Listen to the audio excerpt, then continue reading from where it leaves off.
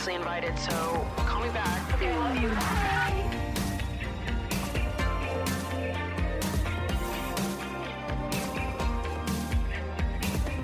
All right. Hello, everybody. Welcome back to another episode of Emotionally Online with your host, Maddie Drosbeck.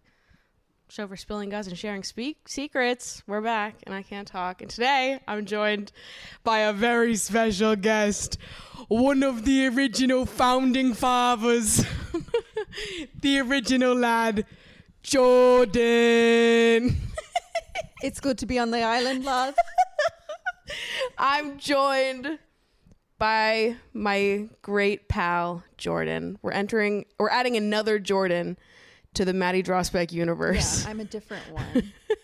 The other Jordan. Yeah. Jordan is one of the original lads. Yeah. Of the lads on tour that I speak so highly of on this podcast. My trivia team that is at one day going to victory. We're going to get there. One of these days. Yeah. We're number 84 in the entirety of New York City right now.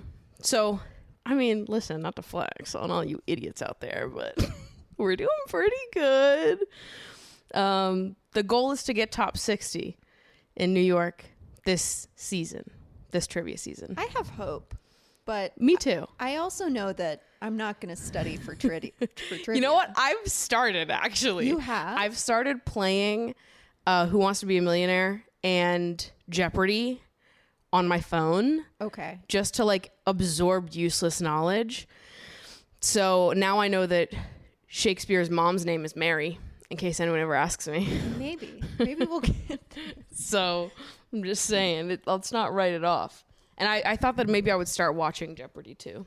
Okay, yeah. I haven't done it yet, but it's on my to-do. Maybe I do need to. I told you, the one thing that I refuse to do is watch sports so we can get sports questions correctly. No, I will never do that. I can't go that far. But I'll absorb useless knowledge that I just like hope will maybe come up. I will do anything for the lads, but I won't do that. Like I'll start paying closer attention to my Discover Weekly on Spotify just to like out of hopes that like one day one of those songs will be played. Yeah. Or at least I'll just recognize the voice. There was something that I wanted to tell you about trivia that popped into my head right before we started filming, and now I forget what it was. From last week? Oh, okay. Okay. So, trivia drama. Trivia drama. There's another team that wanted to name themselves Lads on Tour. And we just got it first? So basically, I noticed that when I was trying to look at the citywide standings of how our team stacks up against everyone else, I noticed that our scores weren't pulling correctly into the sheet. And so I emailed the trivia board to be like, hello, my team's scores aren't pulling in correctly. And they were like, they weren't pulling in correctly because there's another team that just registered last week called Lads on Tour. But they play in Manhattan. They've only played twice. They updated the scoreboard, so now like ours is Lads on Tour, and then theirs is Lads on Tour Manhattan. Is somebody impersonating us? Well, that's what I'm saying. I was like, one of you. I was like, come on, who's doing it? Like, is it a sheer coincidence, or was someone out there like, they have a good trivia name, so I'm gonna steal it? Little do you know, you're fucking with my scores. Oh my gosh. So they like it wasn't registering? What was happening? It just like wasn't pulling. Like their whatever formulas they're using in the sheet. Their shitty scores were bringing down our It made no sense. It was like I looked at it and was like, that's not correct. And when I emailed them to ask, they explained it to me. And then when I checked today to look at the updated sheet, there was a Lads on Tour Manhattan added. Well, we're the originals. So. Right. Which is why they gave us the original title. And you know what? I've said before, well, nobody in New York is allowed to use it, but I've said that like if you and your friends want to use the Lads on Tour name, like I'll license it to you. You just have to give me 20% of your earnings if you ever win at trivia. Yeah, we are on tour. Right, so exactly. This is Lads on Tour Enterprises. We should be on other locations. We can recruit other teams, but not in New York City. You cannot play in the New York City Trivia League. This is our turf. Listen, this is where we play. There's only one Lads on Tour in New York. So, yeah, someone was trying to come for our gig. And I wonder if they're listening. Like, I feel like this is like silent threats going back and forth. We're not mad at you. We just need to know who you are. No. And where you live. Yeah. So we can come and have a nice chat with you. And then the lads have to duke it out. And ultimately the trivia commission decided that you had to be Lads on Tour Manhattan. So we are the one true lad. If anything, they've already made the decision for us. So just something to think about. So before we get into it, Jordan, hello. Hi. Little introduction for the fans, for the viewers. Yeah. I met Jordan last summer. Yep. We met at the Hero Sunscreen Truck. Yeah. You talked about it briefly with Alex, and yeah. Oh my God, my heart melted. I was like, I've made it. She's talking about me. This is great. But yeah, last summer you put out on your Instagram story that you were going to be at the Hero Cosmetics pop-up thing. And I saw it and I had like this moment of like, do I do it? Is it going to be too parasocial if I show up? Because I'd been watching you for a while. I'd had this inkling that we could be friends, but I was also just very afraid of overstepping my bounds because you're very open on your YouTube channel that I was so nervous of like showing up and being like, I know all of these things about you. Yeah. You don't know anything about me. I'm just showing up and saying, hey, we could be friends. But I got over that. I went to the pop-up, said hi, and I don't know, you just followed me back on Instagram and we got dinner or something. When was that? I was thinking about that the other day. When the trek was in July. Yeah. And then when did we hang out? I have no idea. I was very nervous to like reach out, honestly, because I was like, I don't want to be overbearing. I don't want to overstep. But like we've gotten there over time. Yeah. I mean, I feel like we started hanging out regularly this year. Yeah. After we went to Ruby's. Mm-hmm. And I feel like I've seen you like all the time since then. Yeah. I'm at trivia. Yeah. I'm crying on your kitchen floor. all the good things that friends do for each other. And here we are today. Yeah. So you live in New York. Yep. You are a furniture designer. I am. Yeah. Other Jordan is the flight attendant. I'm the furniture designer. Yeah. This is how you'll tell them apart. Yeah. Yeah. I went to art school. Graduated at the beginning of the pandemic. Scared for my life. But everything has kind of worked out.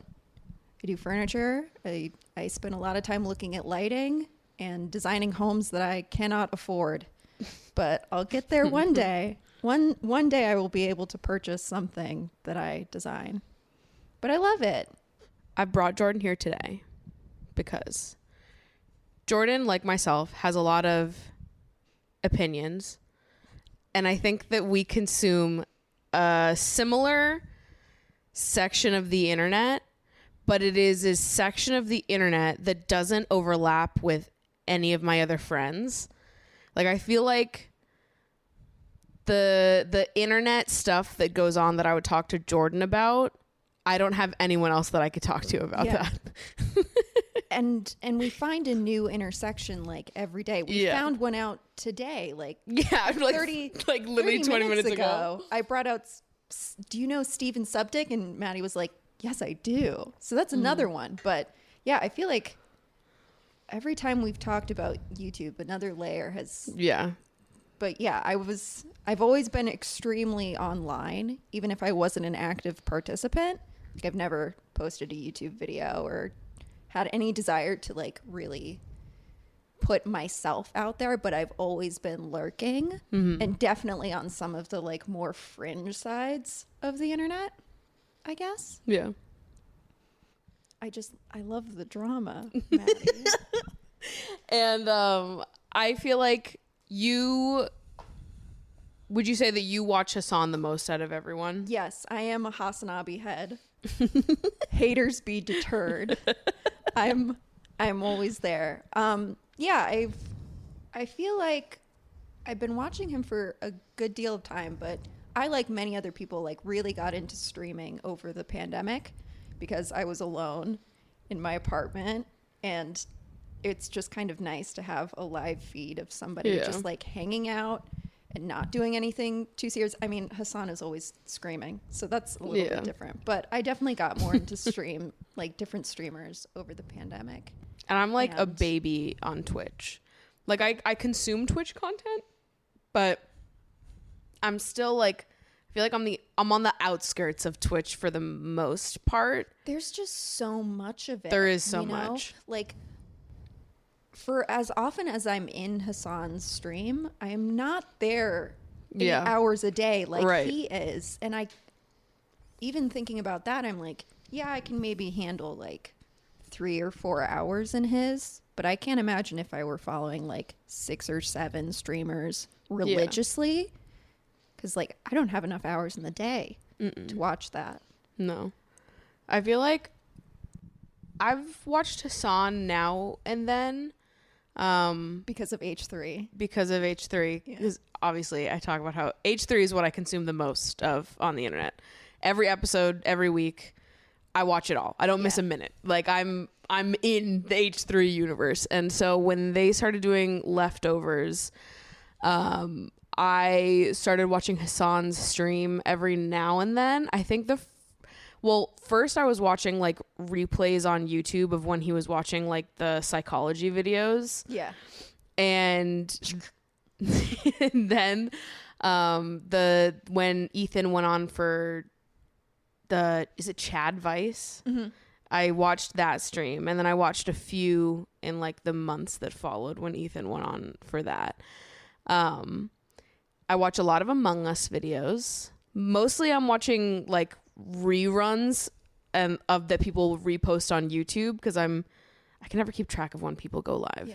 And honestly, I just want to see the good games. So I'm like, I'll wait till they repost them later. Well, Among Us VR is coming out I soon. saw that. So I'm like, get me in that headset. You think Disguised Toast isn't going to like pick back up again? For sure. And I'll be there. Dude, I'll be in the chat. Can AOC and Ilhan Omar please make a surprise comeback to do in Among Us VR? In Among Us VR.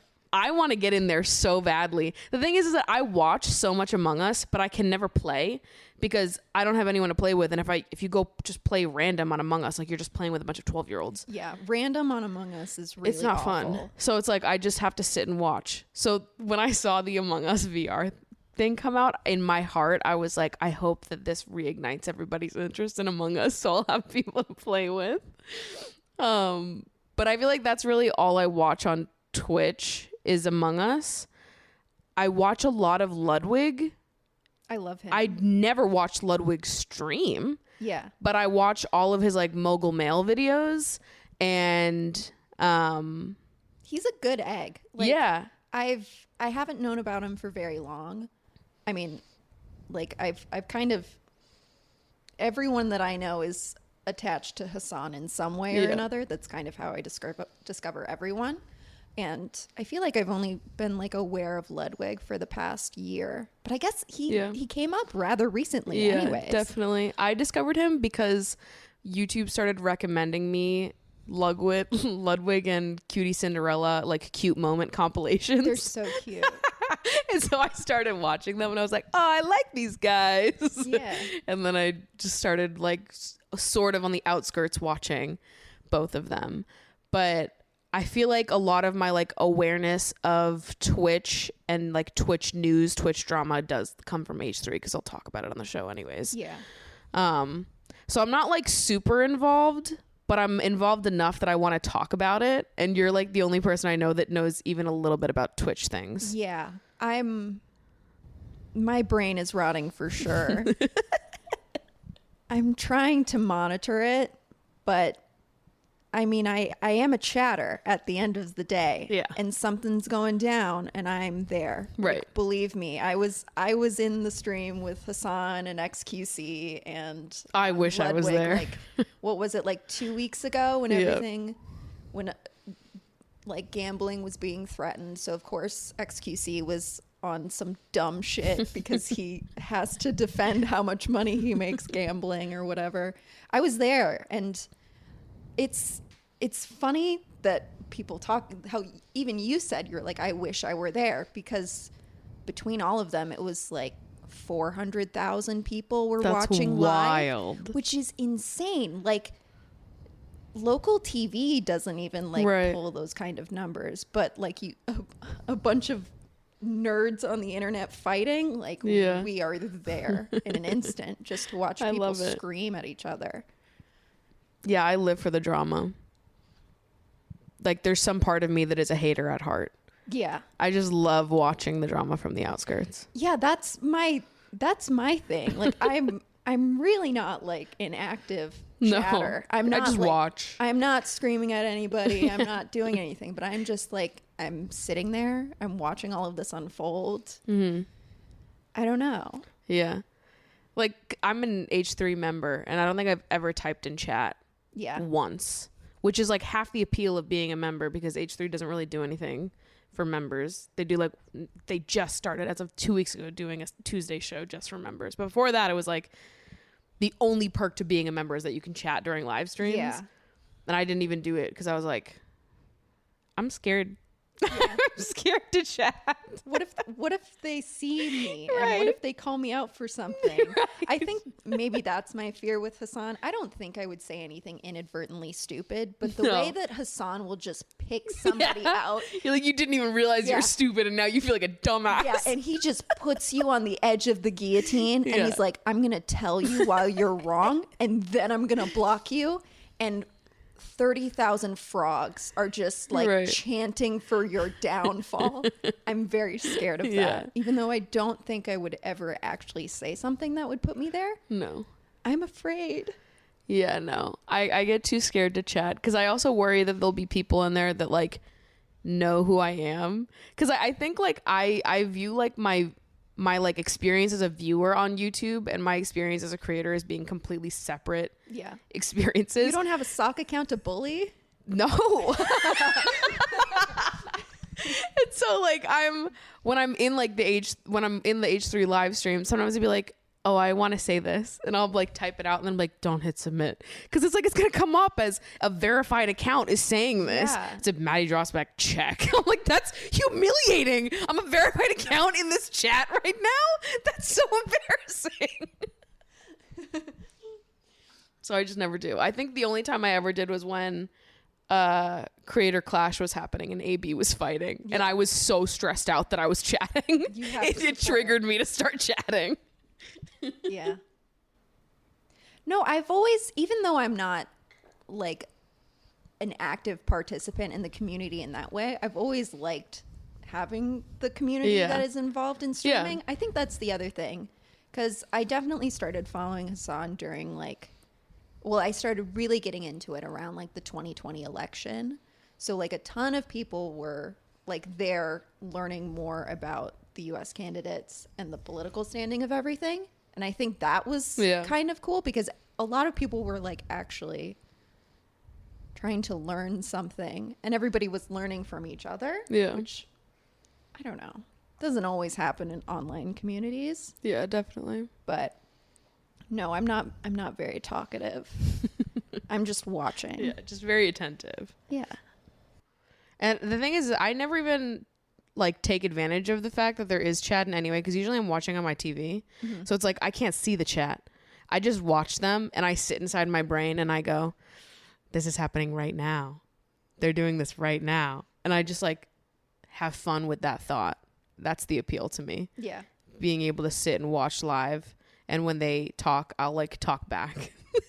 Instead of chatting, I'll just say my response Yeah. out loud. Oh, I've 100% done that. Yeah. As if I was actually talking to someone. We'll check back in later to see if that's a problem. I mean, I told you I'm very scared of being parasocial, and people on Twitch cannot help but be Yeah. parasocial. yeah, it's true. And that's actually a big part of what we're going to talk about today. So I wanted to talk about the Amaranth situation that's happening right now. I pulled some advice requests that you guys left. So we're going to go through all of those before we get into that, because those are things that are going to involve our utmost attention and a lot of opinions. So before we get into all of that, a palate cleanser of sorts, because this week I discovered that I have no idea what a lot of celebrity men look like. And this is something that I have never known about myself. But the most recent episode of H3, they sent one of their employees to a wax museum, and she like couldn't identify any of the celebrities in the wax museum. And so they were making a joke about it, and they started quizzing her, being like, okay, do you know who this person is? And I'm watching the show, and they're all making fun of her because she has no idea who these people are. And I'm realizing that I don't know who these people are either. They showed a picture of Robert De Niro. I've never seen that man before in my life. They showed a picture of Bill Murray. I also had no idea who he was.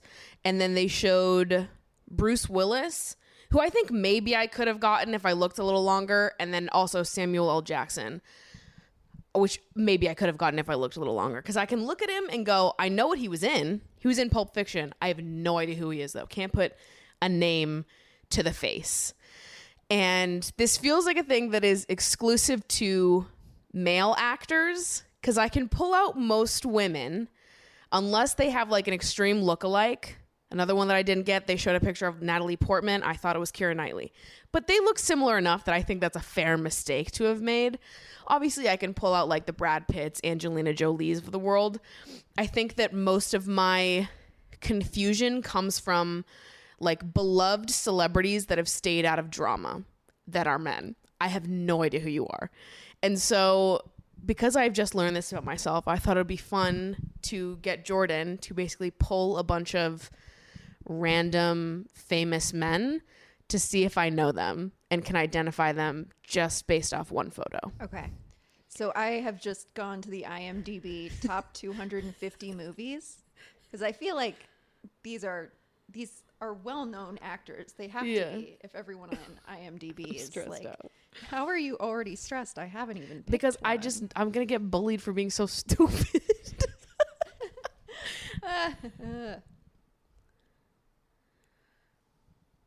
Okay, I actually think I know this one, and it's because he is in my favorite movie of all time, Silence of the Lambs. Yes, we got there. So this is Anthony Hopkins. Okay. But I only know that because Silence of the Lambs is my favorite movie of all time. Okay. 1 point for the lads.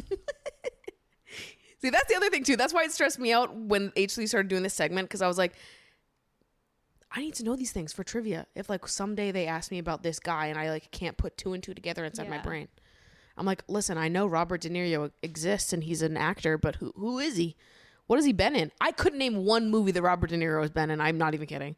I don't know. You can't say that out loud. The movie bros are coming. I don't for know. you. I have a film degree and I don't know. That is the funniest thing. I called Maddie out on this a few weeks ago at trivia night because there was the picture round had 9 pictures from iconic movies. It was like iconic movie props. I don't know them. And one of them was Rosebud from Citizen Kane, which is like the number one. Ooh, old people. Yeah. I'm with you. I'm not out here saying that Citizen Kane is the best movie ever. I refuse to subscribe to that. But the fact that you, a film major, could not click, I had no idea. like the like epitome of film that people say. This is hilarious. I love it. Okay, we've got another one. Okay. Can you name the movie? The sunglasses are throwing me off because it sort of looks like Jack Nicholson, but I don't think that's him. Is it? Am I right? Is that Jack Nicholson? Jack Nicholson. Nicholson from The Shining. Yes. Okay. So I did know who it was. I just sort of got his name wrong. Yeah. Do we have this one? That could be anybody. Could be anybody. You don't even recognize his face? No, I don't. I couldn't name. I mean, he looks familiar. I mean, there's a last name coming inside my brain. Well, I don't think this is right because I don't know who that is, and I don't even know who the name I'm thinking of looks like. who is it, Maddie? But no, it's not. No, it's not. It's Who wrong. is it, Maddie? My brain is telling me Gilbert Gottfried. No. Who is it? It's J.K. Simmons. Who the fuck is that? I don't know who that is. I've never even heard of them. He was in Whiplash. He was the dad in Juno. I've seen Juno. Yeah. Yeah, I just feel like my brain is full of internet knowledge. I don't have any room for all of these movie dudes that are not in tabloids or in any sort of drama. Like, if I don't know you because of drama, then I probably just don't know you. Even if I've maybe seen you once or twice in a movie, I won't remember you. Ooh. He's familiar. Italian mob vibes. Am I in the right track? Mm-hmm. Is he in The Godfather? No. Nope. No. Fuck, who is this guy? It's Robert De Niro. Shut up! Shut up! See, I told you I don't know who that is! You literally looked at this man this week and didn't know who it was. And I pulled him up again, and you still don't know. I don't know what he looks like. I literally looked at him this morning. Oh my God. I picked that out. I was like, she has to get this. I No. don't know if I can pull a fast one on her. And I did. And I did no idea. What the fuck? This is really distressing to have only just learned this about myself. He doesn't even look like this currently.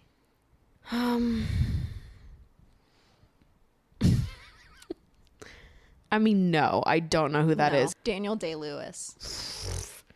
I have literally, I would have gotten that in any reality. I really am picking out like the man movies too. Yeah. Maybe Also, that's a the bunch thing. of movies that I don't watch.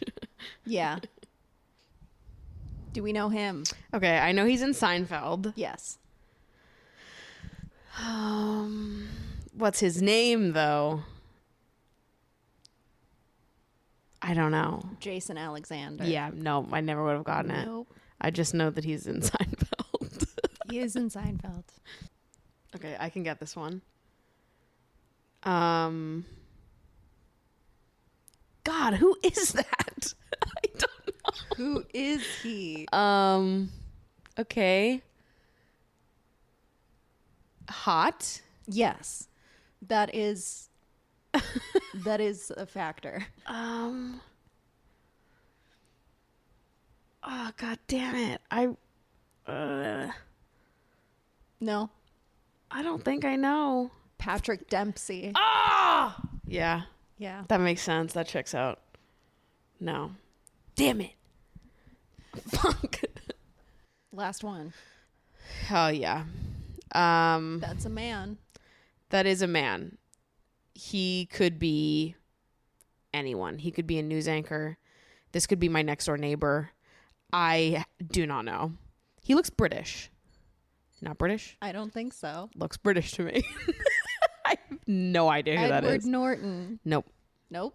No, I don't even know who that is. What is he in? He was in Fight Club alongside Brad Pitt. No, well, I've never seen Fight Club, so.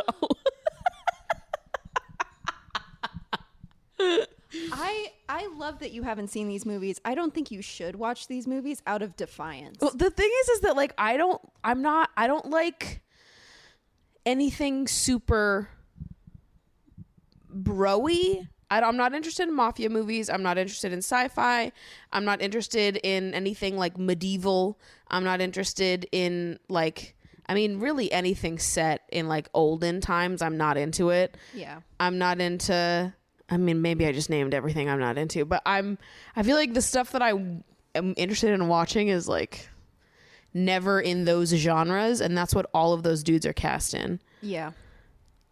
I feel like during the pandemic, I definitely went on like a classic movie tirade where I was like, I need to watch these. Like, I can't say that I'm even vaguely interested in film if I haven't seen The Godfather or whatever. So I would watch a lot of these films, and I think a lot of the time I was just kind of like, oh, okay, that was good. Yeah. But Yeah. like, was it that good? Or I guess because I've seen so many like modern mafia movies that clearly learned a lot from The Godfather and built upon it. So I'm kind of more impressed with what people are doing now versus something that's 40 years old, which I think makes sense.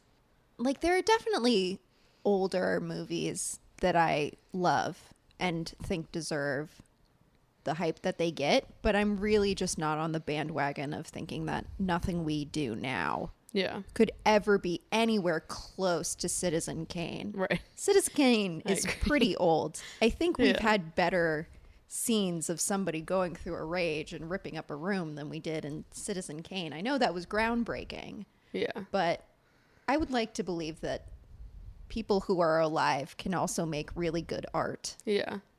I like corny movies, and then I like horror movies, and then like thriller, experimental, weird movies. Yeah. But everything that's like dudes fighting and selling drugs and going to space, snooze fest over here. I don't care. Saving the world. I don't care. Don't care. I don't care at all. Yeah, I'm 100% like a drama person. I want to see a family like fighting and spitting and hating each other on screen. For sure. That's my favorite. Yeah. Little interpersonal dramas. Mm-hmm. I agree. Okay. Well, now we know that I'm stupider than I thought I was yesterday. You still don't know what Robert De Niro looks like. And I will never learn. I refuse to learn what Robert De Niro looks like. Jesus. Okay, so now that we've had a little fun. So, Amaranth. This story begins just a few days ago, 2 or 3 days ago at this point. The time you're watching this is probably more like 5. But Amaranth is a very popular streamer. She has put in more hours than like pretty much any other big streamer. I think in the last year she has streamed close to 4,000 hours, which is crazy. I didn't even know that. I heard that today. I heard her stats compared to the other people that I've watched. And like for reference, because obviously I know Hassan's stats, like Hassan streamed like a third of last year. Yeah. Like 1/3 of every hour in 2021, he was live. And Amaranth streams way more than he does. Yeah.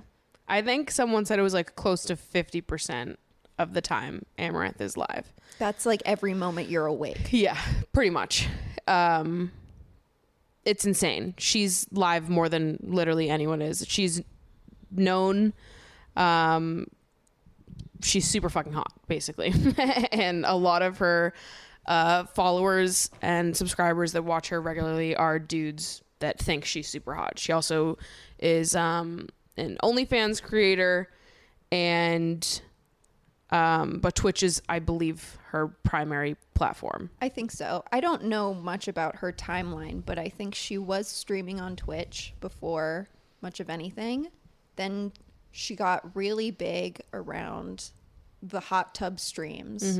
I think if you hear about hot tub streaming on Twitch, my mind immediately goes to Amaranth. Right. Because she was the first person who really started doing it. And somewhere along the line, she started OnlyFans, which I think is her biggest source of income right now is her OnlyFans. But she makes an insane amount of money. Yeah, like an inconceivable amount of money. That's who she is.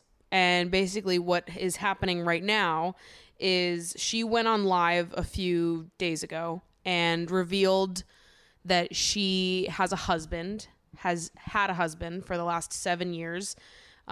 This was not public. She said that she had wanted to make it public, but basically her husband was not letting her because it would be bad for the business being Amaranth's social presence on Twitch and OnlyFans, because a lot of her following is men who like to believe that they are closer to her than they actually are, cosplaying as her pretend boyfriend, pretending that they have a chance with her because she is single or presented single online while having a husband for the last 7 years. Yeah. She is definitely selling a fantasy, but don't get it twisted. She is never doing like boyfriend ASMR, right, where she whispers in your ear how much she loves you. Definitely. And how excited she is to marry you. Right. She's never doing that.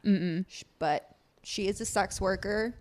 She does a lot of streams that are I mean, the 24-hour stream is something that set this off now, but Yeah. she streams a lot of her life.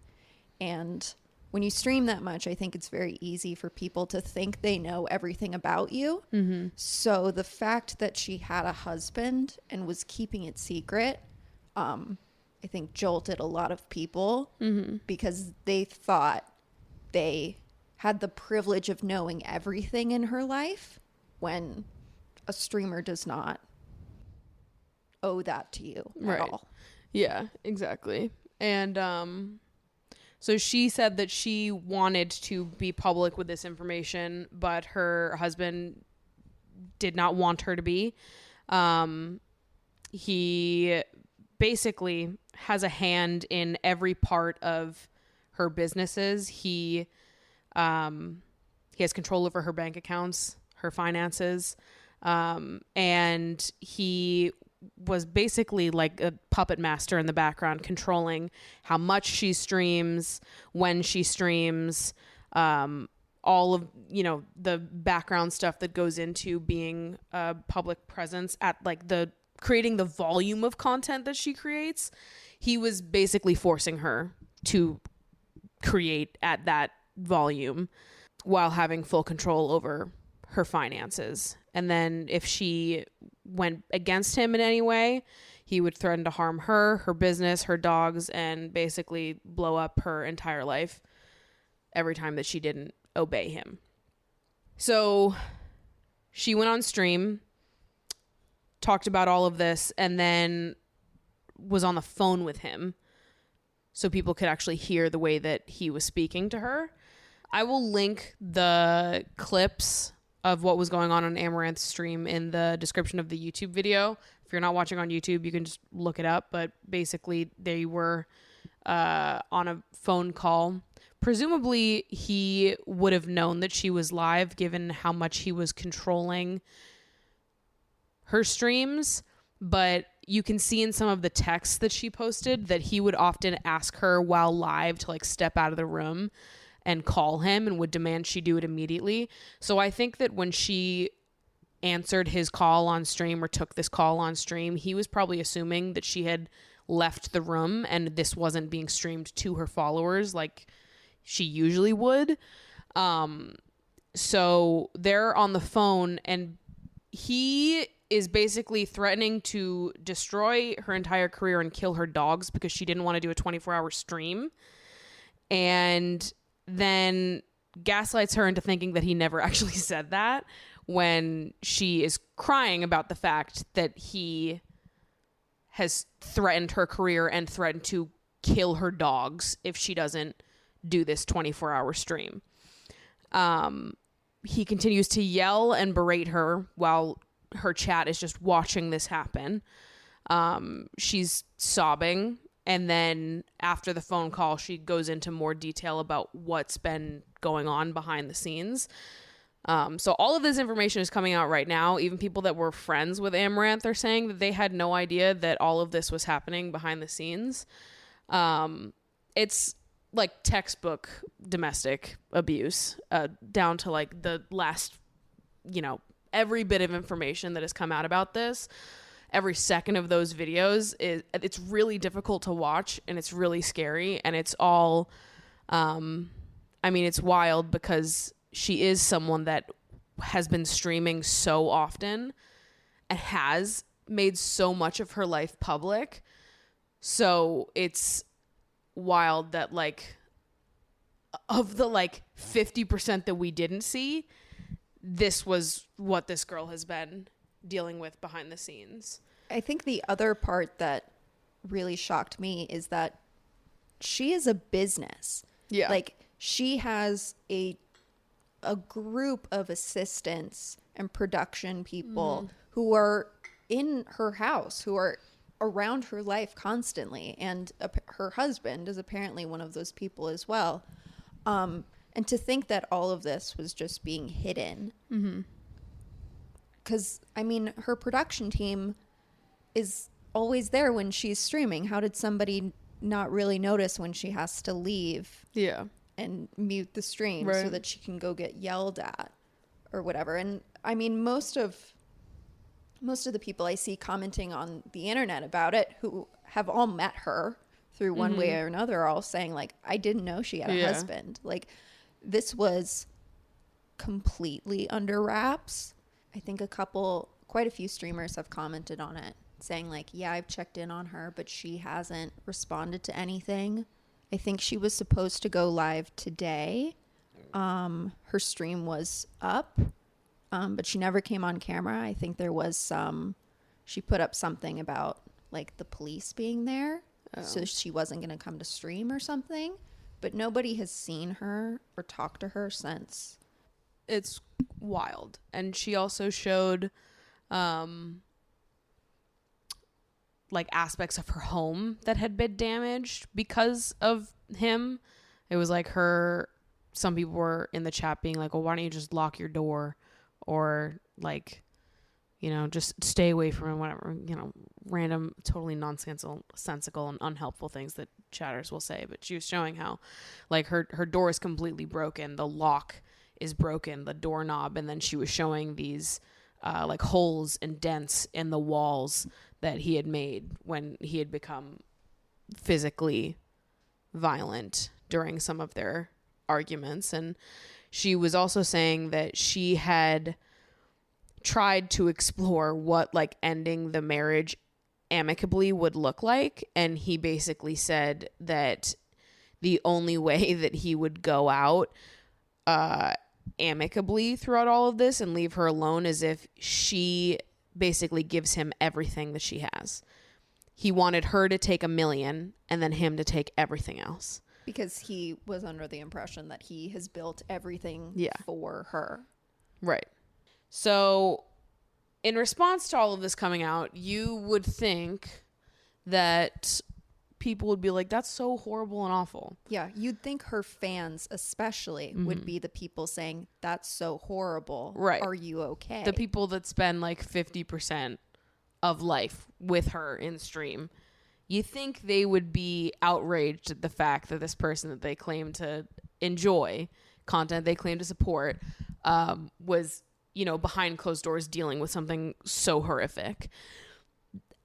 Now, a lot of the internet is upset and outraged and scared for her. But a lot of people, particularly the people who have been in her chat, supporting her, sending her money, have not been saying things like that. Have not been sending messages of support, have been really upset that she hid the fact that she had a husband, because they, I don't know, truly believed they had a fucking chance with her. I guess. Like, I really don't understand being that parasocial. No, like, neither do I. Just because you pay for the highest subscription on our OnlyFans, Right. just because you think you have the ability, that you think that she's responding to your texts on OnlyFans, which she's not. She's probably has a bot or somebody else doing all of her OnlyFans replies. Like, just because you think you have that entitlement to your life does not mean that you do.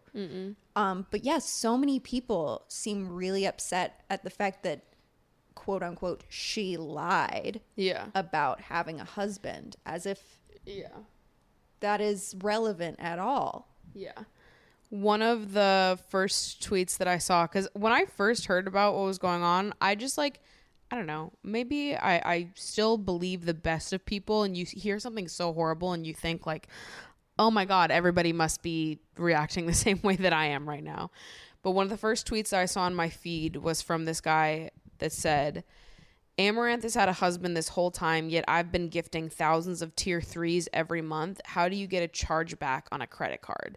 And he linked the videos of her crying on the stream talking about the situation, which is such a fucking wild thing to say in response to all of this. Yeah. I think people are saying that this was a joke. I think the guy who tweeted this is a streamer himself, so he was making some joke. But what an awful thing to joke about. Yeah, what an awful time to make that joke. Yeah. But also, you know, there are definitely some of her tier 3 subs who have that exact thought, who are like, I thought this was my girlfriend. Right. You're telling me she has a husband? Yeah. And there's tons and tons of tweets from the people that have followed her essentially saying the same exact thing that this guy said.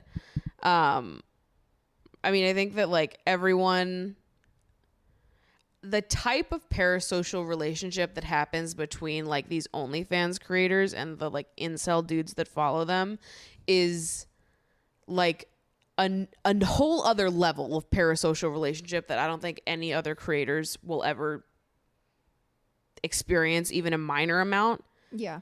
It's just completely different. Yeah.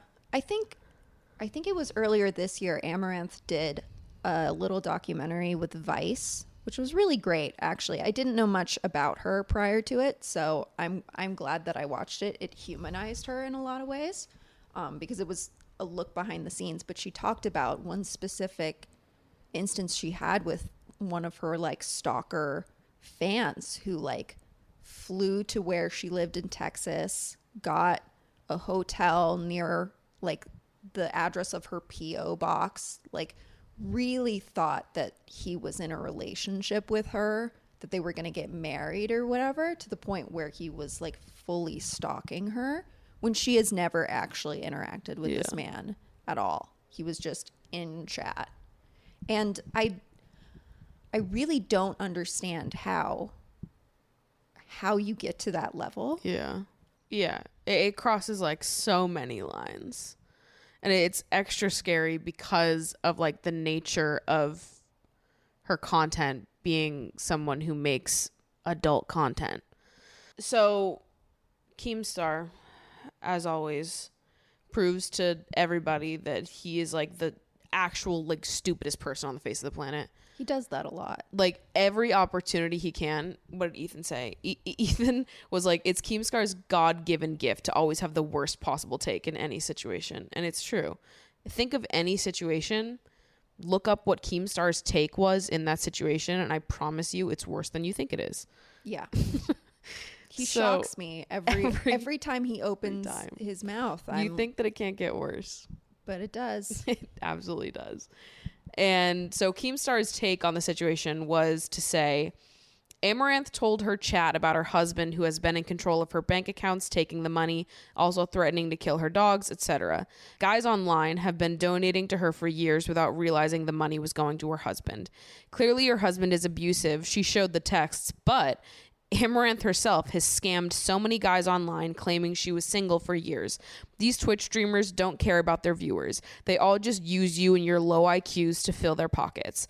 Also, Amaranth for years got praised for being a genius businesswoman. Based on this new information, the hidden husband behind the scenes was the one making all the business moves. So, ... It's so foul. Like, female streamers get so much shit. It's insane. Mm-hmm. Anytime I think about it, it just really rubs me the wrong way. Yeah. And I think Amaranth is the victim of a lot of that shit, based on her also being a sex worker.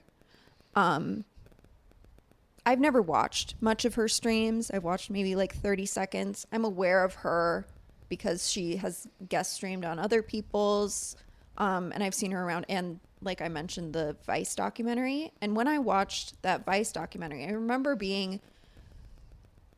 finishing it and being like, oh, I definitely had some views about Amaranth that were not my own. Like, I only adopted them because of how the internet spoke about her. And I just thought she was like that. Yeah. Because people just... Twitch is awful to women. Yeah.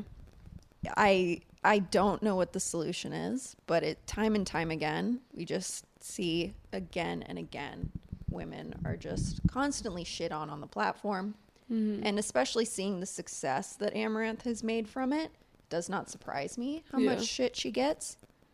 And it's so disheartening on so many levels. Like, for her business prowess to be questioned because, somebody else was in control. Right. It's... She's still the one on camera. Yeah. All those hours out of the day. She is still the entertainer. No matter who is helping behind the scenes or not helping, he's controlling her. Yeah. Like, she's a victim in this, and you're going to find a way to spin it around on her.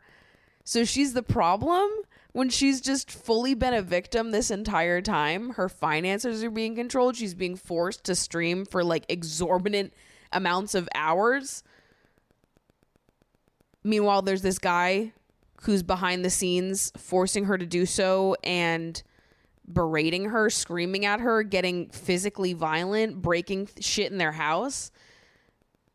And your reaction to learning all of this is to go, well, I guess it was a man behind the scenes anyways, because she's not all that talented. Yeah. She's been scamming all of her fans, lying, saying that she was single. As if that would change anything. Why would her fans be entitled to know her relationship status anyways? Just because she's a sex worker? I guess. Like, it's just insane. It's so confusing to me.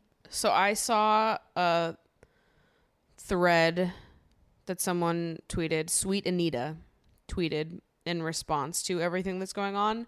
And I think that it is just like so well said. So I'm going to read it. She said, men don't unfollow female streamers when they get a partner because they thought they had a chance to date her. They unfollow because jealousy saps the entertainment out of watching someone you fancy. They compare themselves to her partner and feel rejected on some level. You can't exploit or abuse a man by keeping your relationships to yourself. You have a right to privacy. I hope the women of Twitch know this despite the noise. You can't rob men at boob point. The sub was voluntary. They can't buy your solitude if you never offered it. Also, you can't be held responsible for those assumptions. It's absolutely coercive, delusional, and abusive to assume that you can financially obligate a streamer to A, stay single, and B, disclose her relationship status online just because you subbed. Also, people try to kill female streamers' partners. Stalkers have been reported harassing and even trying to murder the partners of their favorite streamers. It's understandable that streamers may choose not to put their loved ones in that position. If you see anyone calling women streamers exploitative for having some privacy, please do your part and unfollow them today.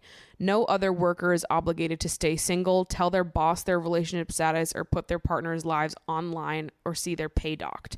Stop normalizing men trying to coerce and control women's relationships with money, then acting like the victim when it doesn't work. You can't own a woman and her private life for $5. Stop telling women they deserve abuse if you can't buy singleness or sex from them.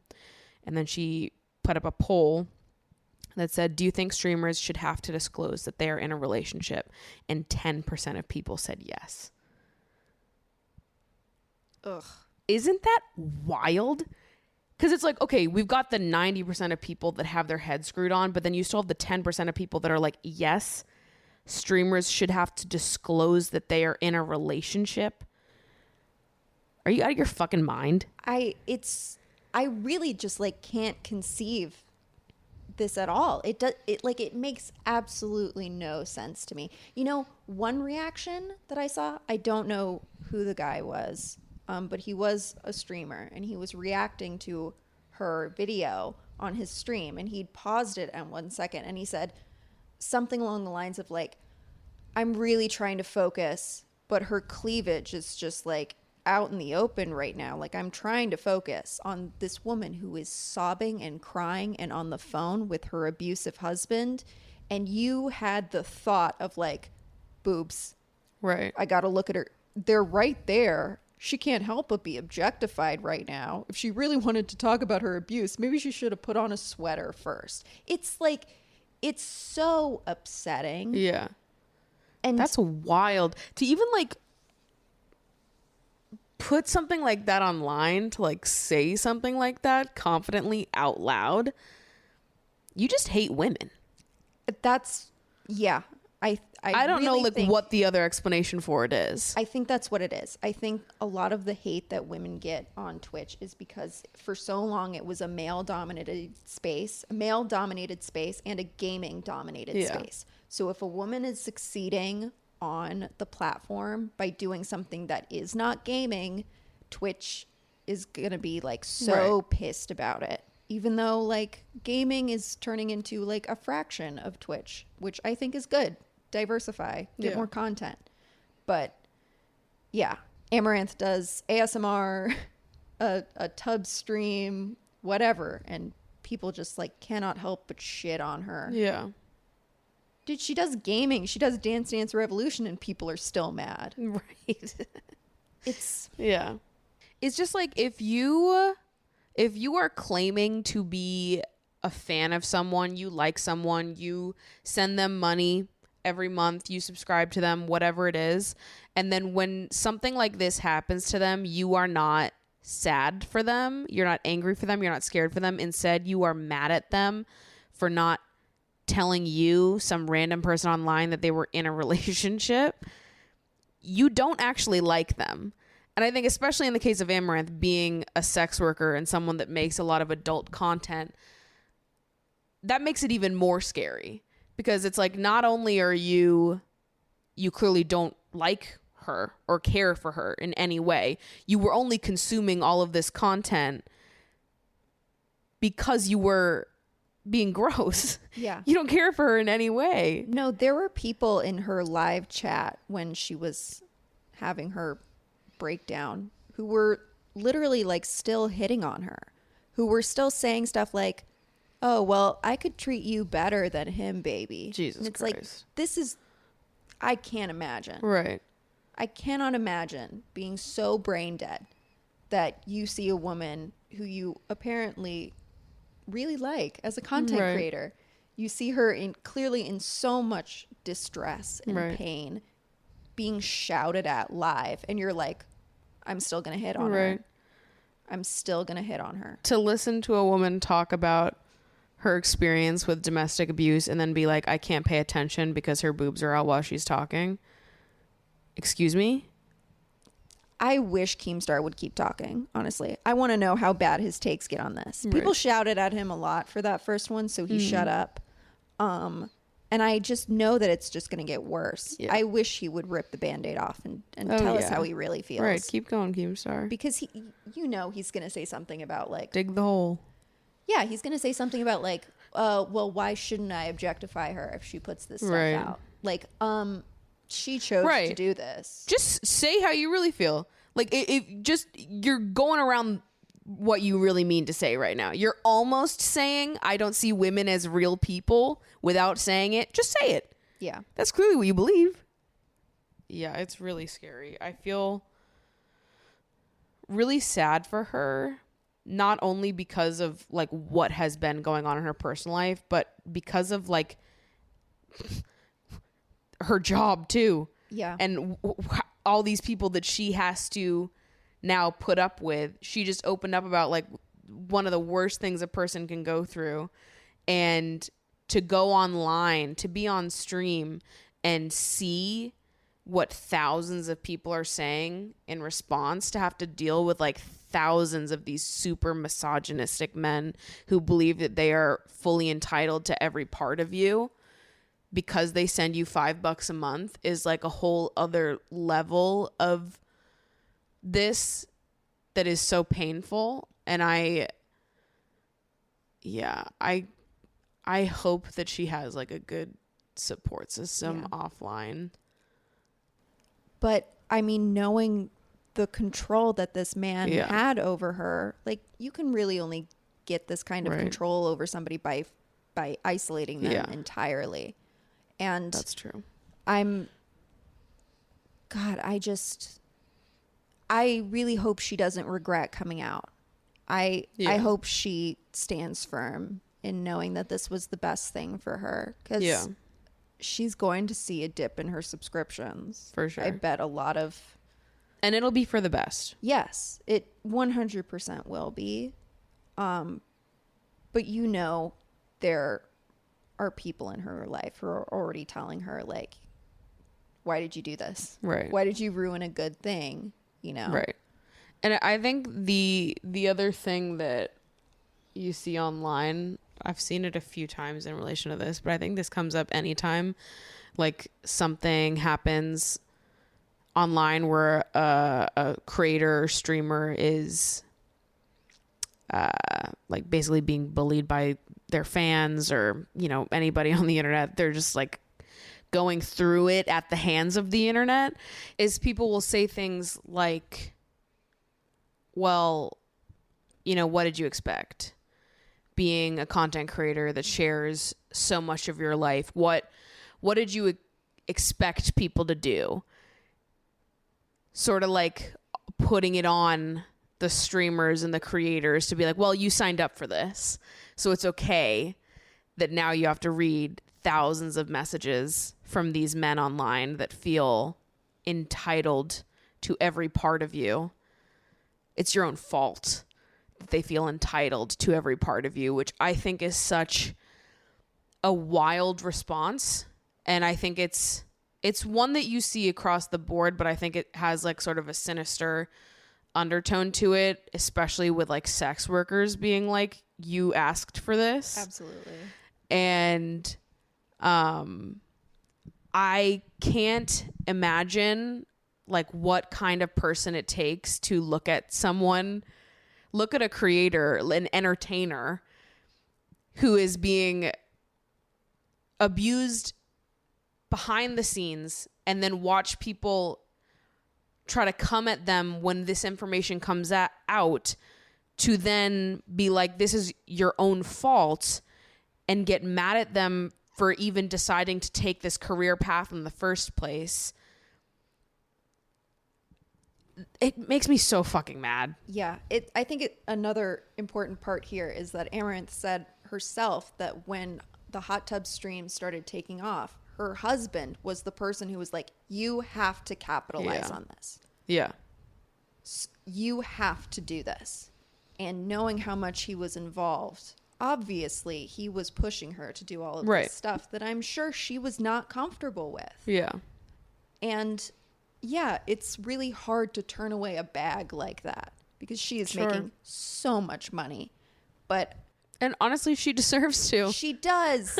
She deserves. She's clearly a great entertainer. She knows what the fuck she's doing. Every penny, like she knows what she's doing and she's good at it. Yeah. I completely refute the idea that her husband is the mastermind behind everything. Yeah. Just because he has the passwords and the 2-step verification doesn't mean shit.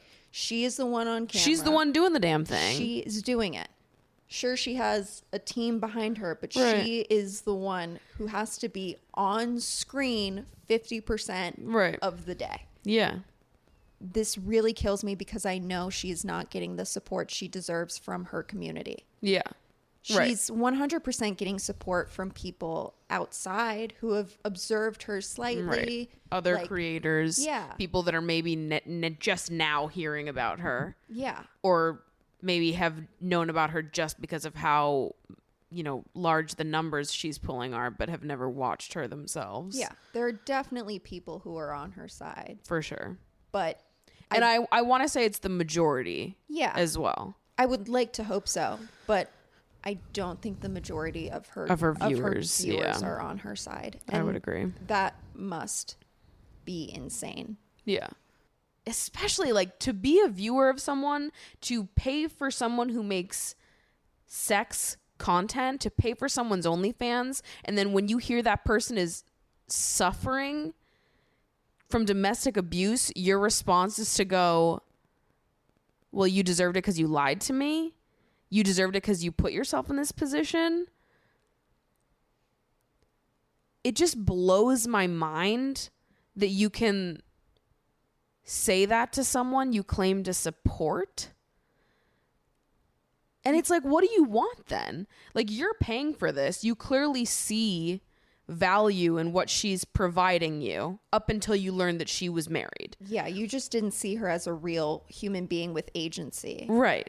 You just thought of her as the message in your OnlyFans inbox. I don't know. To think that anybody on earth would be like, you know what's more important than women suffering from domestic abuse? These poor, lonely Reddit men that just had their hearts broken learning that Amouranth has a husband. They're the real victims in all of this. Yeah. Are you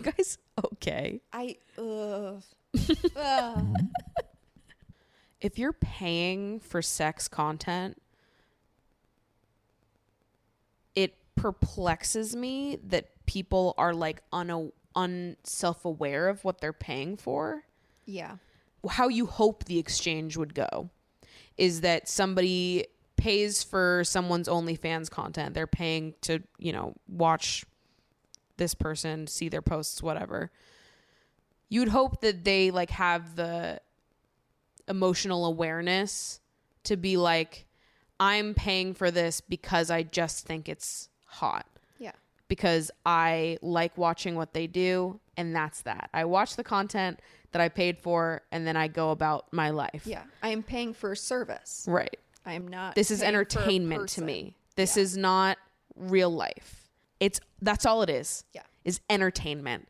I'm not paying for closeness to this person. I don't even really know this person. And I'm just going to enjoy my entertainment. I'm going to enjoy it for what it is. This person is hot. I get to watch them do XYZ. Great. I paid for it. Go about my life. Yeah.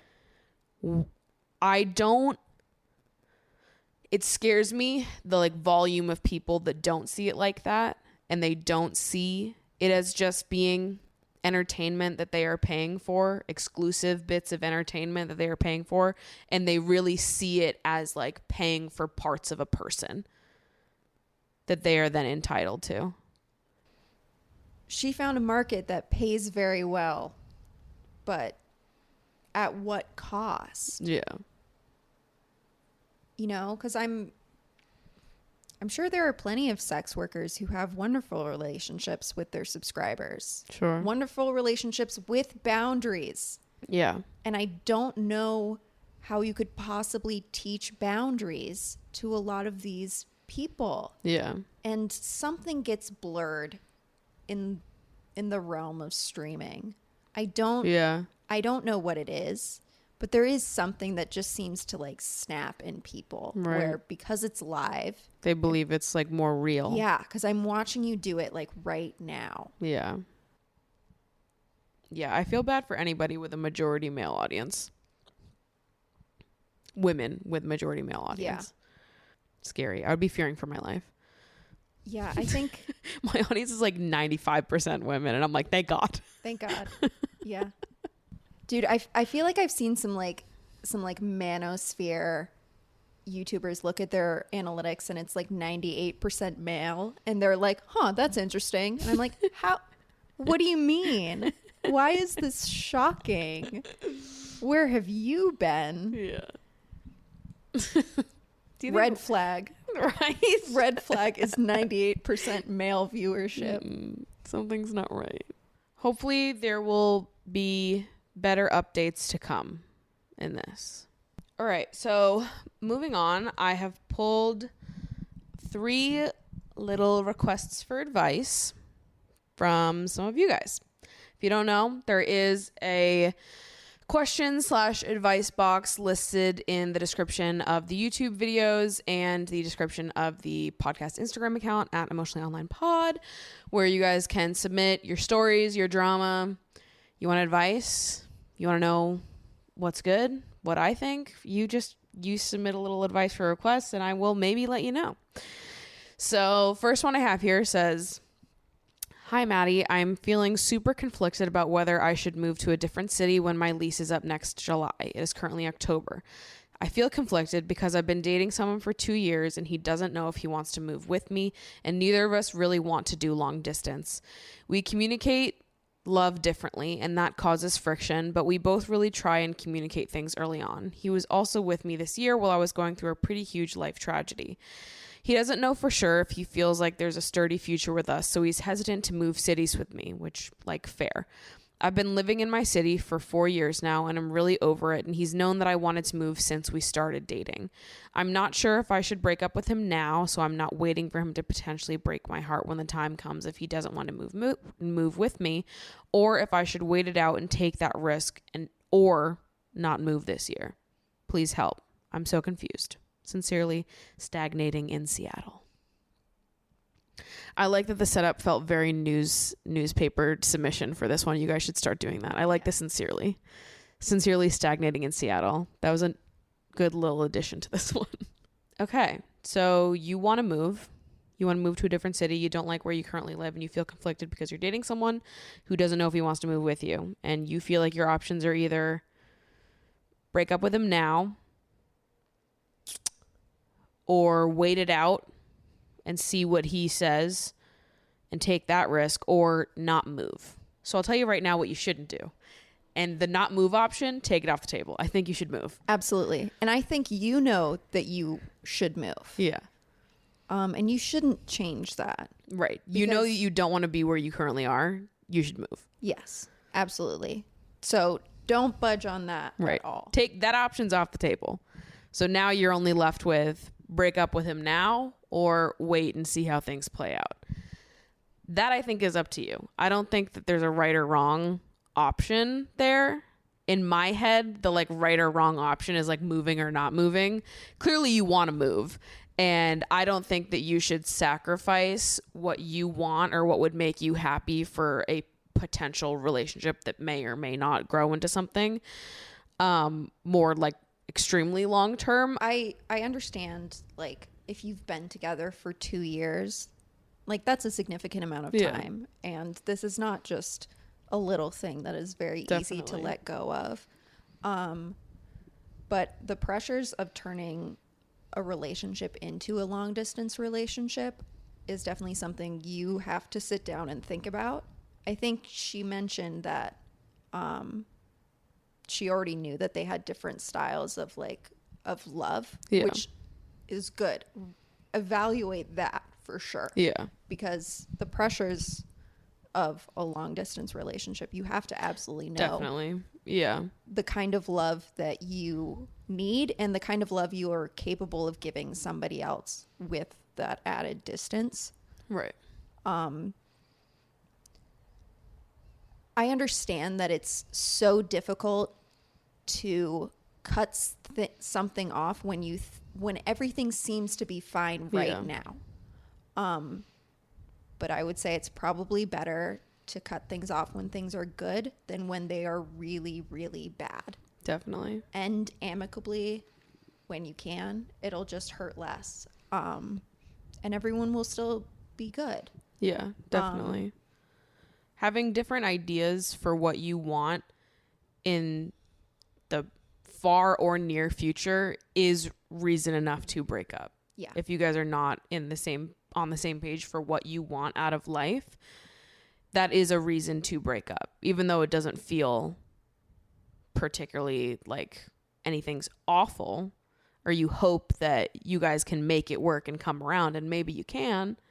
But if you can't, like that is reason enough to break up with someone. What did she say? Her lease is up in next July. Yeah, that is like quite a bit of time.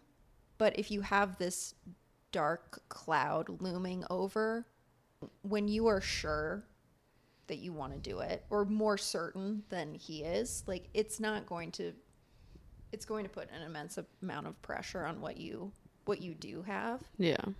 But I understand that that's so hard when you think that everything is great right now, and you just want it to stay the same. But I think you've already realized that it can't stay the same. Something is going to change. I wouldn't know what to do, to be fair. To like stay with someone for an additional 9 months. Knowing that there is an end. Yeah. That to me would almost feel more painful. If this is somebody that you want to remain in your life, regardless, I think the best thing would be to end things now and try to remain friends, as to not completely ruin everything. Yeah. So if this is a person that you want in your life, I think you have to face this sooner rather than later. Yeah. But this is on you. Yeah. You know your relationship better than we know your relationship. Yeah. Okay. Next one. I feel like I've heard so many takes about this type of question recently. They said, "Hi, Maddie. I am in a good relationship, but I'm crushing hard on someone else and I feel terrible about it. What's your take on this?" Ooh. So I forget who I was listening to talk about this like earlier this week. I do know who it is. Finding Mr. Height on TikTok. Okay. Allie. She's so good. She has great takes about dating. You guys should follow her if you don't already. She was talking about this and I agreed with her take completely. I don't think that having crushes on other people while you're in a relationship is a bad thing. It's acting on them that is the bad thing. Yes. Being in a relationship with someone doesn't all of a sudden make it so that you are not going to be attracted to other people. That's not how it works, unfortunately. Like, if you are dating someone, you're still going to experience attraction to people that you meet throughout your life. That's just how it is. It is whether or not you choose to act on that attraction and those feelings that would make it a problem. Yeah. So I don't personally think that there's anything wrong with having a crush, thinking someone's hot while you're in a relationship. I think it's unreasonable to expect yourself to stop like perceiving people that you think are hot just because you're dating someone. Yeah. That doesn't mean you want to be with them. That doesn't mean that you would ever cheat on your partner or take it to a place that's disrespectful. You just think they're cute. Yeah. Fair enough. I think just like be careful about what you are entertaining. Yeah. Because you might get hurt just as much. Right. If you are entertaining the idea of having this crush on somebody and you're spending a lot of time around them, like that's only going to hurt you. Right. As much as it might hurt your partner as well. Definitely. I guess it just means it depends what you mean by crush, Yeah. I guess. No, it is absolutely absurd to think that you stop feeling attraction for other people the moment you're in a relationship. Yeah. What an absurd pressure to put on yourself. But if this is someone that you'd spend a good deal of time with, if it's like a friend that you are developing a crush on, that's where things could become more complicated. Yeah. Versus like a crush on someone that you walk past in a WeWork twice a week. Yeah. Your neighbor that you see occasionally. Yeah. That's one thing. Maddie, the barista is hot. Should I break up with my Right. boyfriend? That one guy at trivia is super sexy. What do I do? Yeah, exactly. But if it is like a friend, as someone that you spend a good deal of time with that you're developing a crush on, that's more complicated. I think you have to evaluate your relationship as well. Like if you are really developing feelings for somebody else, I think you have to look inwards at the relationship that you're currently in. Yeah. To see if there's something there that is causing you to doubt it or seek other options. If it elevates past like an innocent crush, this person is cute, and goes into you daydreaming about potentially being with this person, that's when I think you've got to start thinking about your current relationship and if you actually want to be in the relationship you are currently in. Yeah. And don't evaluate that based on like, could I be in a relationship with my crush instead? Don't do that. No. These are two entities that you have to evaluate separately. Right. Just use it as a jumping off point of like, interesting that I feel that way. What does this say about my current relationship status? Do I want to be in a relationship with this person? But having crushes is fun. Yeah. Just thinking someone's cute, I think that's fine. I don't think you have to feel terrible about that. No. Crushes are forever. And honestly, your partner has crushes too. Yeah.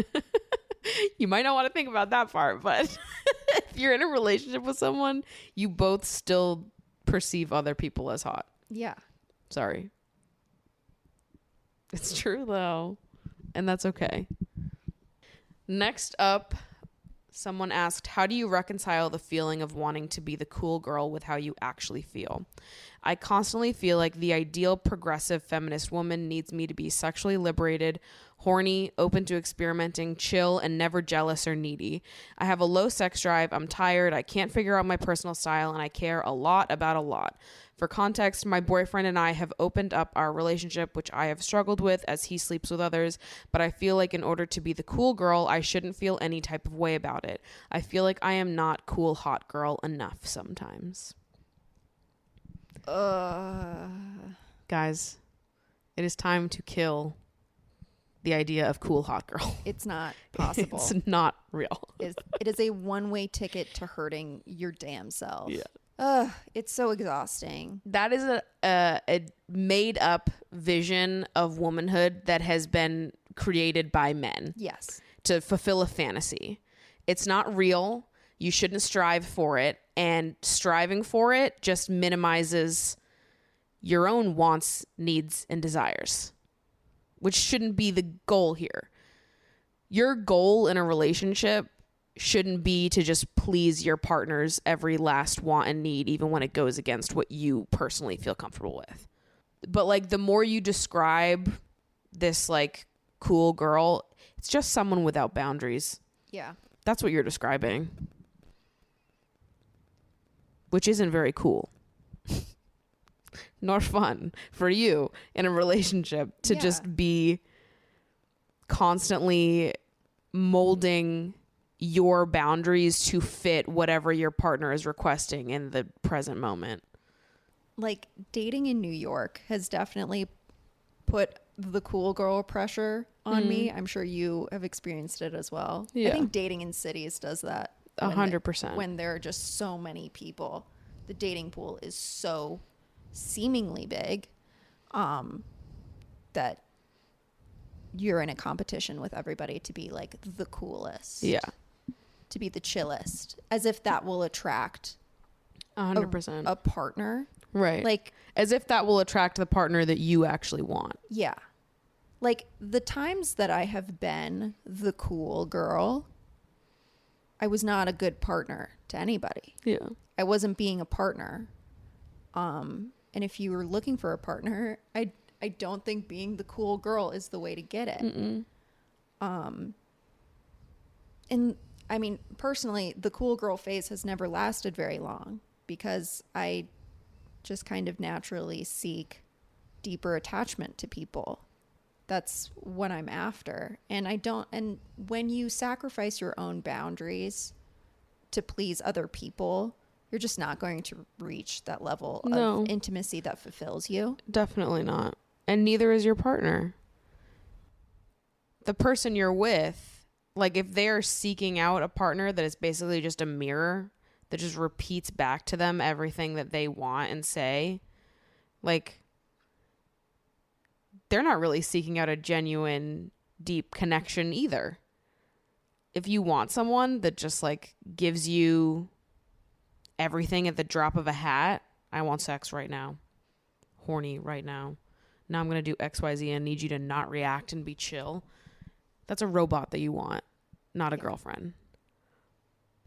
If you're struggling with the fact that you're in an open relationship, I think you definitely have to have a conversation with your partner about it. Yeah, because 100%. I fully understand that you can think you could be okay with something until it happens, and then you are suddenly faced with the situation that you thought you were okay with. Right. And it's completely okay to realize that you were not prepared for it. 100%. And you should not feel like you lied to your partner about being cool with an open relationship when you didn't know because you didn't have experience with it. Right. Being the cool girl is not going to get you the partner that you deserve. Yeah. The partner that you want in your life.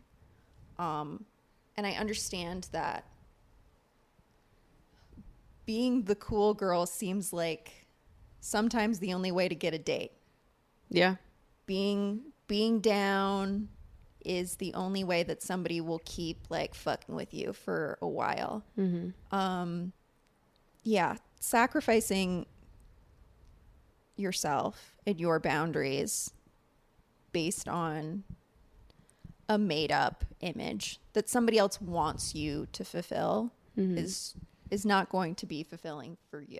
And it's also what you're assuming your partner wants. Yeah. It might not be what your partner wants. I hope it's not. Yeah. I really hope that I would not have a partner who would be comfortable making me uncomfortable like that. It's hard. I feel like I look back at like my college self all the time. I just started talking to my therapist about my college self like last week. I have a session tomorrow morning, and I'm already kind of like, I don't even want to think about my college self. She stresses me out. I said the word regret last week, and she was like, let's talk about that. And I was like, I shouldn't have said regret. But I do kind of feel regret a lot of the times looking back at like who I was in college. And part of why I feel that way is because I cared so much more about being wanted than I did about actually being myself or asking for what I wanted, setting those boundaries, communicating at all. And it wasn't my fault. I'm not going to blame myself for that. I think that I was exposed to a lot of really not nice people in college and men that really took advantage of my naivety at the time. Naivete. And I think as a result, I became someone that like just so desperately wanted to be liked and wanted to believe that somebody could want me, that somebody could love me, that I wouldn't stand up for myself. I wouldn't set boundaries. I would do exactly what you just described here, feeling like I had to fit this mold of someone that was just so cool and so easy and so effortless to love that, like, I don't know. I always thought that I was the problem. I was too emotional. I was too sensitive. So if only I could just shrink myself a little bit, if I could make myself smaller and easier and cooler, then maybe people would like me more. And obviously it never works because that's not ever going to be who you are. You're never going to be happy with the relationships that you build while you're in that space of trying to be the coolest person in the room. And I talked about this a lot when I did my Year of No Dating series, because that was something that was, I feel like, when I started like sort of breaking down for the first time the idea of cool girl inside my head and getting rid of this idea that like I was too much. If I showed up and asked for what I really wanted in a relationship, if I set boundaries, that it would make me so difficult to love that I would never find someone.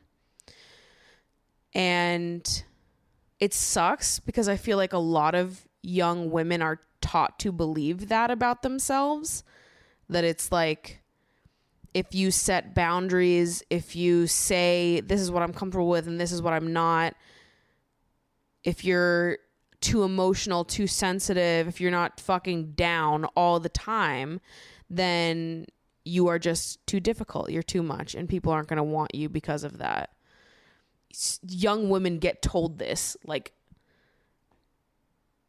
in mass amounts. This is like a reoccurring thing that so many of us feel.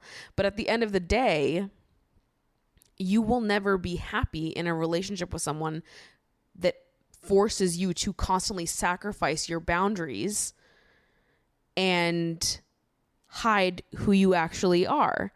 If you are not someone that feels comfortable being in an open relationship, you will never feel comfortable in an open relationship. And you can pretend to be cool girl all you want up and down. You will never feel satisfied like that. So it doesn't matter how much you pretend that you're cool with it, how chill you are, how well you play to that image of what you think your partner might want. You will never be happy. Stop thinking about them. Start thinking about you. You will never be happy like this. I feel like you just have to start prioritizing standing up for yourself, figuring out what your boundaries are, what you are comfortable with, and what you are not, and setting those. And those can be things you figure out with your partner, but you have to tell them. You can't pretend like you're cool with everything all the time and never stand up for yourself and say what you actually want and set those boundaries. And the right person for you is never going to bat an eyelash when you say those things. Well, what is it that I always say? I can't even remember what I always say. I always say to myself, can't say the wrong thing to the right person. That the love that you deserve exists because you exist. So you can believe that you have to change yourself or mold yourself into something else in order to be loved or to find that in someone else, but it's just not true. And the right person for you, there's nothing, no boundary that you could possibly set that would make them go, oh my God, you're too much. You're way too much for me. The right person for you is going to respect your boundaries and is going to be, I mean, it's a partnership, right? They're going to hear you out and listen to you, even if they don't completely understand you. They are committed to trying to understanding you. And if they're not, well, they're kind of a shitty partner. Yeah. So don't pretend to be a partner that you know that you're not. And I know you might think like, oh, if I just get over the initial shock of this, maybe it'll change. Maybe I'll be okay with it. But there's a high probability that you'll never get over it. Yeah. That it'll always hurt. Yeah. It's fine to not want to be in an open relationship. Absolutely. I can't believe that we like have to say that. Yeah. It makes me really sad to think that how many people are new at dating and have to think like, this is fine. Yeah. This is the way it is. And I think what Jordan said earlier of like,